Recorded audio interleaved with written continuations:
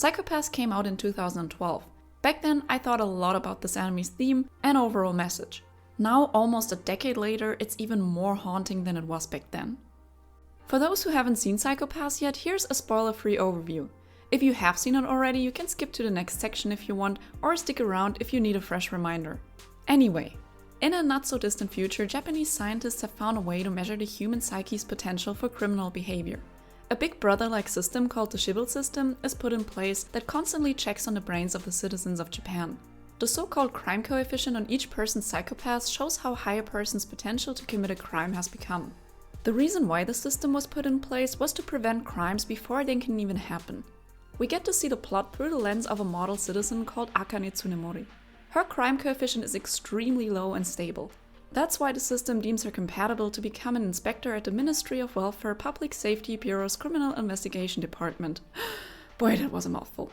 At this department, she will be working together with the so-called enforcers. The enforcers are latent criminals who are especially adept at finding true criminals and predict their behavior. However, the crime coefficients of these enforcers are much less stable than those of the inspectors such as Akane, who therefore keep a close eye on the enforcers at all times.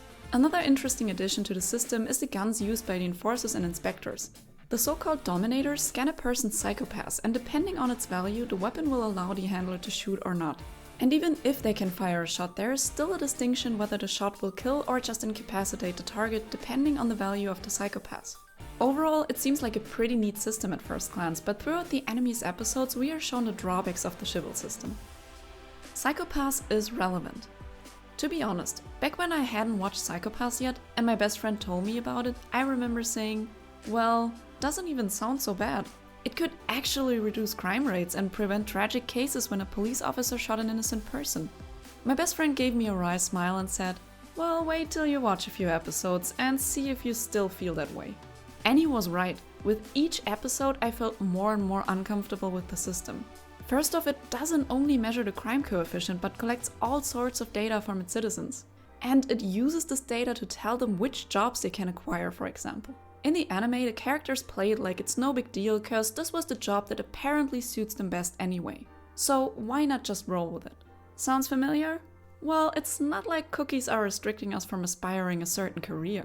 For now, they are content with showing us personalized ads to make us spend some more money. But collecting all sorts of data about us citizens is far from science fiction. There are apps that monitor your sleeping routine, watches that count the steps you take or measure your heart rate. Your bank can make charts on where you spend your money. You see, there are shocking parallels between psychopaths and reality. And it gets even more chilling when we look at China's social credit system. At first glance, the system doesn't seem so bad either. I mean, what's wrong with rewarding good behavior?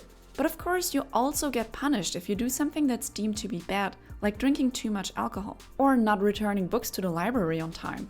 Geez, my score would be terrible. And not having a good score can restrict you or even your children in big ways. However, you can always get your score back up by behaving in a way that is deemed good by the system.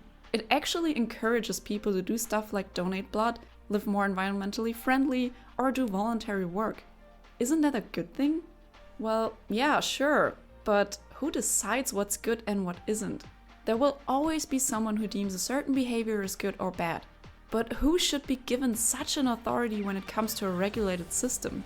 I won't go into spoilers, but Psychopaths does address this question. I mean, after all, the Shibble system is a huge computer network calculating a gross amount of data. But to evaluate data, someone must have defined by which standards it is to be analyzed. And let me tell you, the revelation what that is concerning the Shibble system in Psychopaths is quite chilling. So you remember what I said about animation being relevant?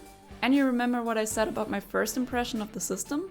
Well, for anyone who might have thought similarly, I highly recommend to watch this show.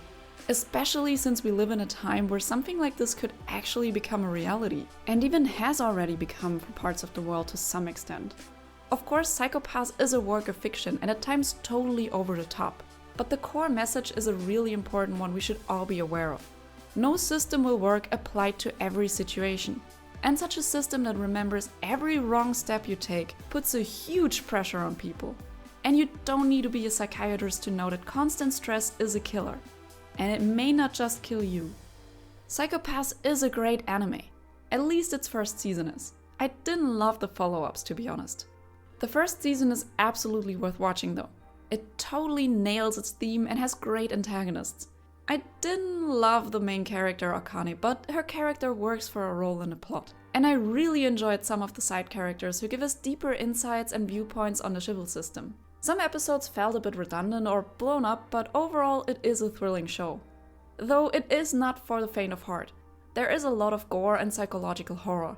So please beware of that going into it.